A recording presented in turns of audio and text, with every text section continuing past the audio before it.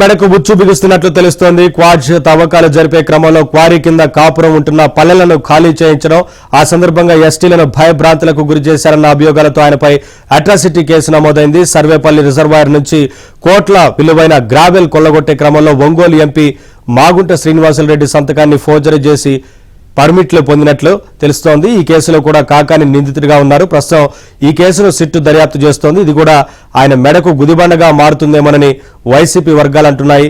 ఇదే అంశానికి సంబంధించి మరింత సమాచారం మా కరెస్పాండెంట్ మహేష్ నడి తెలుసుకుందాం. మహేష్, ఈ కేసు విచారణకు సంబంధించి పోలీసు అధికారులు ఏం చెప్తా ఉన్నారు? ఇప్పటికే పలు కేసులు నమోదయ్యాయి కదా, అక్రమ మైనింగ్ కేసులతో పాటు ఇతర కేసులు కూడా ఉన్నాయి కదా, ఏంటి వివరాలు మొత్తంగా? నవీన్, మనం ప్రస్తుతం అయితే జిల్లా పోలీసు ట్రైనింగ్ కేంద్రం వద్ద ఉన్నాం. మాజీ మంత్రి కాకాన్ని రాత్రి ఇక్కడికి తీసుకురావడం జరిగింది పోలీసులు. ఆయన్ని ఈ క్వాడ్జీ అక్రమాలు, భారీ పేలుడు పదార్థాల వినియోగం, అలాగే అట్రాసిటీ కేసుకు సంబంధించి ఆయన ఆ కేసులో 4వ నిందితుడిగా ఉన్నారు, A4గా ఉన్నారు. ప్రస్తుతం ఇక్కడ DTC దగ్గర అయితే ఎవరిని కూడా లోపలికి వెళ్ళో చేయట్లేదు, భారీ బందోబస్తు ఏర్పాటు చేశారు. ఈ క్వాడ్జీ కేసు అనేది చాలా పెద్ద భారీ కుంభకోణం అని చెప్పాలి. దాదాపు 61,000 మెట్రిక్ టన్నులకు పైగా క్వాడ్జీని అక్రమంగా తవ్వి ఇతర దేశాలకు తరలించినటువంటి పరిస్థితి. పోలీసులు దాదాపు 2 నెలలుగా ఆయన పట్టుకునేందుకు తీవ్ర ప్రయత్నాలు చేశారు, కానీ ఎక్కడా కూడా దొరకనటువంటి పరిస్థితి. సైబర్ నేరగాళ్లు వినియోగించే యాప్ల్ని ఫోనుల్లో వినియోగించి ఆయన ఒక దగ్గర ఉంటే ఇంకో దగ్గర ఉన్నట్లుగా తెలిసే విధంగా చేయడంతో పోలీసులు కూడా ఆయన్ని పట్టుకోవడం కష్టంగా మారింది. ఎట్టికేలకు రాత్రి బెంగళూరు శివారుల్లో ఒక ఫామ్ హౌస్ లో ఉండగా పట్టుకున్నట్టుగా చెప్తున్నారు. కాకానిని పోలీసులు విచారించినప్పుడు నాకేం తెలియదు, నాకు సంబంధం లేదు అని చెప్పి పోలీసులు విచారణకు కూడా సక్రమంగా సహకరించినటువంటి పరిస్థితులు అయితే లేవు. మొత్తం మీద కాకాని గోవర్ధన్ రెడ్డి మరి కాసేపట్లో ఇప్పటికే వెంకటాచలం PHCలో వైద్య పరీక్షలు నిర్వహించారు. అక్కడి నుంచి ఇక్కడ తీసుకురావడం జరిగింది DTCకి. మరి కాసేపట్లో ఇక్కడ నుంచి వెంకటగిరి కోర్టుకు తీసుకెళ్లే అవకాశాలు ఉన్నాయి. ప్రధానంగా ఆ గూడూరు కోర్టులో హాజరు పెట్టాలి, అయితే జడ్జి సెలవు కారణంగా వెంకటగిరి కోర్టుకు తీసుకువెళ్లబోతున్నారు. నెల్లూరులో వైసీపీ కార్యాలయం వద్ద, అలాగే వెంకటగిరి వైసీపీ కార్యాలయం వద్ద కూడా వైసీపీ నేతలు కార్యకర్తలు చేరుకుంటున్న నేపథ్యంలో ఎక్కడా ఎలాంటి ఇబ్బందులు, అల్లర్లు, అవాంఛనీయ సంఘటనలు జరగకుండా పోలీసులు కట్టుదిట్టమైనటువంటి భద్రతా ఏర్పాట్లు చేపడుతూ ఉన్నారు.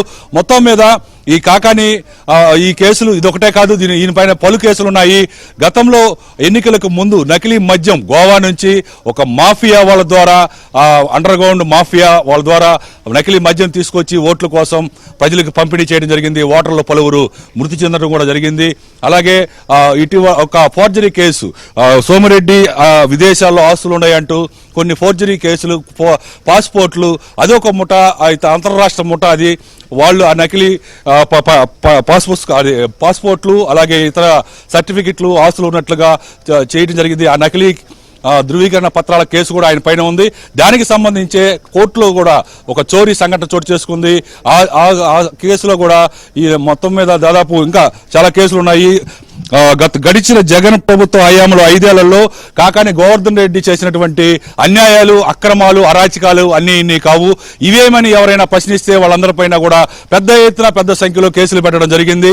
అలాగే ఒక గ్రావెల్ తీసుకుంటే ప్రతి చెరువు కూడా, అన్ని చెరువుల్లో కూడా ఇష్టానురీతిగా గ్రావెల్ తవ్వి కోట్లాది రూపాయలు, 100 కోట్ల రూపాయలు సొమ్ము చేర్చుకోవడం జరిగింది. ఆ క్రమంలోనే చివరికి మాగుంట శ్రీనివాసులరెడ్డి ఎంపీ ఆయనకు సంబంధించి ఆయన పేరును కూడా వినియోగించడం జరిగింది. ఆయన సంతకాలు ఫోర్జరీ చేసి ఆయన పేరు మీద కూడా ఆ అనుమతులు తీసుకువచ్చి గ్రావెల్ని ఎత్తేసినటువంటి పరిస్థితి. ఈ క్రమంలో అదొక ఫోర్జరీ కేసు కూడా ఒకటి సిట్ దర్యాప్తు చేస్తూ ఉంది. ఇవన్నీ కూడా వరుసగా అన్ని కేసులు ఆయన మెడకు చుట్టుకునే అవకాశాలు ఉన్నాయి, గుదిబండలా మారిపోతున్నాయి. మొత్తం మీద ఈ క్వాడ్జీ అనేది చాలా భారీ కుంభకోణం అని చెప్పాలి. ఆయన సొంత ఊరు పొదలకూరు మండలం తోడేరుకి అతి సమీపంలోనే దాదాపు రుస్తుం మైన్స్ అని ఉంటే ఆ యజమానులు దాదాపు 30-40 ఏళ్లగా ఆ గనులు చేసుకుంటూ జీవిస్తూ ఉన్నారు. అయితే వాళ్ళని బెదిరించి భయభ్రాంతులకు గురి చేసి ఆ క్వారీల యజమానులందరినీ కూడా తరిమేసి అక్కడ 6 నెలల్లో పెద్ద ఎత్తున రౌడీ మొక్కలతోటి భారీ ఎత్తున పేలుడు పదార్థాలు వినియోగించి మామూలుగా ఒక చిన్న ట్రాక్టర్ తోటి హోలేసి పేలుళ్లు చేస్తున్నారు. అయితే వీరు మాత్రం ఏకంగా బోర్వెల్స్, పొలాల్లో బోర్లు వేసి బోర్వెల్స్ని తీసుకువెళ్లి భారీగా రంధ్రాలు వేసి పెద్ద ఎత్తున జెలటిన్ స్టిక్స్ వంటివి కూడా వినియోగించి ఇవన్నీ కూడా చేయడం జరిగింది.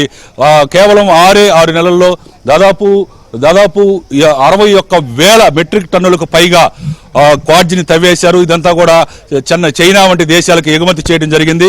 పోలీసులు నిశ్చితంగా ఒకవైపు కాకాన్ని పట్టుకునే ప్రయత్నాలు చేస్తూనే మరోవైపు మొత్తం ఈ కేసుని పూర్తి స్థాయిలో దర్యాప్తు చేశారు. చైనాకి మొత్తం 61,000 మెట్రిక్ టన్నులకు పైగా క్వాడ్జ్ వెళ్తే ఎవరికి వెళ్ళాయి, ఏ ఏజెన్సీలు వాటిని పంపించాయి, రవాణా చేశాయి, అందుకు సంబంధించి దాదాపు 250 కోట్లకు పైగా ఈ కుంభకోణం ఇది. ఈ పెద్ద మొత్తాలన్నీ కూడా ఎవరి అకౌంట్లోకి వెళ్ళాయి, ఎవరెవరి ద్వారా ఎవరికి చేరాయి అనే విషయాలు కూడా ఇప్పటికే పోలీసులంతా కూడా ఆరా తీస్తూ ఉన్నారు. అయితే రాత్రి నుంచి కూడా కాకాని గోవర్ధన్ రెడ్డి ఈ విషయం మీద ప్రశ్నించినప్పుడు తమకేమీ తెలియదని, తనకు సంబంధం లేదని, నాకేమీ మర్చిపోయానని ఇలా రకరకాల సమాధానాలు చెబుతూ పోలీసులు విచారణకి సహకరించినటువంటి పరిస్థితి లేనట్టుగా తెలుస్తూ ఉంది. కోర్టును కూడా మరోసారి కస్టడీకి తీసుకుంటామని చెప్పి విచారణ నిమిత్తం పోలీసులు అడిగే అవకాశాలు ఉన్నాయి. మరి కాసేపట్లో ఈ డిటిసి నుంచి వెంకటగిరి కోర్టుకి కాకాని గోవర్ధన్ రెడ్డి తీసుకువెళ్లబోతున్నారు. దాదాపు గంట సేపు జర్నీ ఉంటుంది. సరిగ్గా 9:30కు బయలుదేరి 10:30కి అక్కడ చేరుకునే అవకాశాలు ఉన్నాయి. ఈ క్రమంలో కోర్టు వద్ద కూడా వెంకటగిరి కోర్టు వద్ద భారీ బందోబస్తు ఏర్పాటు చేయడం జరిగింది. వెంకటగిరి కోర్టులో ప్రవేశపెట్టిన తర్వాత రిమాండ్ విధించే అవకాశాలు కూడా ఉన్నాయి. దాదాపు ఈయన ఈ 2 నెలల కాలంలో పెద్ద ఎత్తున ముందస్తు బెయిల్ కోసం ప్రయత్నాలు విపరీతంగా సాగించారు. హైకోర్టులో బెయిల్ రాలేదు. ఆ తర్వాత సుప్రీంకోర్టును ఆశ్రయించారు. సుప్రీంకోర్టు కూడా ఆ కేసులో ఉన్నటువంటి తీవ్రతను బట్టి బెయిల్ నిరాకరించడం జరిగింది. దాంతో ఆయనకి అరెస్ట్ కాక తప్పని పరిస్థితి ఏర్పడింది. అయినా కూడా పోలీసులు ముందుకు రాలేదు. గతంలో పోలీసులు కూడా తీవ్ర స్థాయిలో దుర్భాషలాడారు. పోలీసు అధికారుల్ని అనేక సందర్భాల్లో 4-5 సందర్భాల్లో సప్త సముద్రాల అవతల ఉన్న తీసుకొచ్చి గుడ్డలోడదీస్తాను, ఇలా రకరకాల పరుష పదజాలంతో పోలీసు అధికారుల్ని, పోలీసులను సైతం భయభ్రాంతులకు గురి చేసే విధంగా ఆయన వ్యాఖ్యలు చేయడం జరిగింది. ఆ తర్వాత హైదరాబాద్లోనే ఉన్నాను, నేనే వస్తాను అని కూడా చెప్పడం జరిగింది. అరెస్ట్ ముందు పోలీసులు నోటీసులు ఇచ్చినప్పుడు కూడా కనీసమైనటువంటి స్పందన లేదు. 2 నెలలుగా బెంగళూరు, హైదరాబాద్ వంటి ప్రాంతాల్లో తలదాచుకుంటూ ఉన్నారు. మొత్తం మీద చూస్తే ఎట్టికేలకు బెంగళూరులో రాత్రి ఆయన అదుపులో తీసుకున్నారు. రాత్రి నుంచి కూడా కొంత విచారిస్తున్నట్టు తెలుస్తుంది. విచారణలో మాత్రం ఆయన సహకరించట్లేదు. ఈ క్రమంలో మరి కాసేపట్లో కోర్టులో హాజరు పెట్టిన తర్వాత మళ్ళీ కస్టడీకి కూడా తీసుకునే అవకాశాలు ఉన్నాయి, అడిగే అవకాశాలు ఉన్నాయి. కోర్టు కానీ అంగీకరిస్తే కస్టడీకి తీసుకునే అవకాశాలు కూడా ఉన్నాయి. ఇంకా ఈ కేసులో మొత్తం 10 మంది ఉన్నారు. 2 మాత్రం ముందుగానే బెయిల్ తెచ్చుకున్నారు, ముందస్తు బెయిల్. మరో 3 మాత్రం పోలీసులు అరెస్ట్ చేశారు, వాళ్ళు రిమాండ్లో ఉన్నారు. మిగిలిన వాళ్ళు కూడా అరెస్ట్ చేసే అవకాశాలు ఉన్నాయి. ఇప్పుడు ప్రస్తుతం అయితే కాకాని గోవర్ధన్ రెడ్డి ఈ డిటిసిలో ఉన్నారు. డిటిసి నుంచి మరి కాసేపట్లో బయలుదేరబోతున్నారు. మొత్తం మీద ఈ డిటిసి అలాగే వెంకటగిరి కోర్టు దగ్గర భారీగా పోలీసులు బందోబస్తు ఏర్పాటు చేశారు. ఎక్కడా కూడా ఎలాంటి అవాంఛనీయ సంఘటనలు జరగకుండా చూస్తున్నారు. ఇదే పరిస్థితి. Over to studio.